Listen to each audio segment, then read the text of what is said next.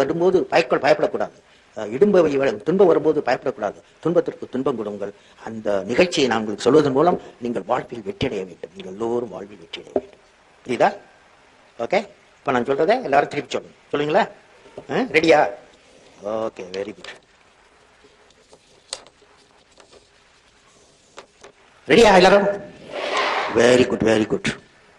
இறைவனின் மக்கள் நாங்கள். வைரத்தை மிஞ்சும் நெஞ்சம் கொண்டோம். வைரத்தை மிஞ்சும் நெஞ்சம் கொண்டோம். வெல்வோம், சாதிப்போம், வேதனைகளை துடைத்தெறிவோம். வெல்வோம், சாதிப்போம், வேதனைகளை துடைத்தெறிவோம். எந்த அருளால் எதுவும் எம்பசமாகும். எந்த அருளால் எதுவும் எம்பசமாகும். இறை எங்கள் பக்கமெனில், இறை எங்கள் பக்கமெனில் எவர் எதிர்பக்கம்.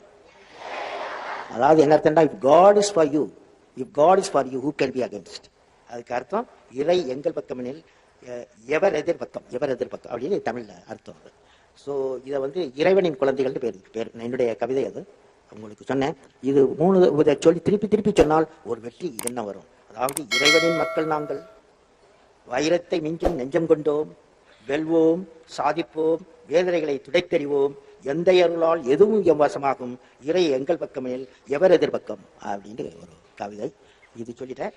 இப்போ நீங்க ஏதாவது கேள்வி கேட்டா நான் பதில் சொல்றேன். கேள்வி கேட்குறீங்களா?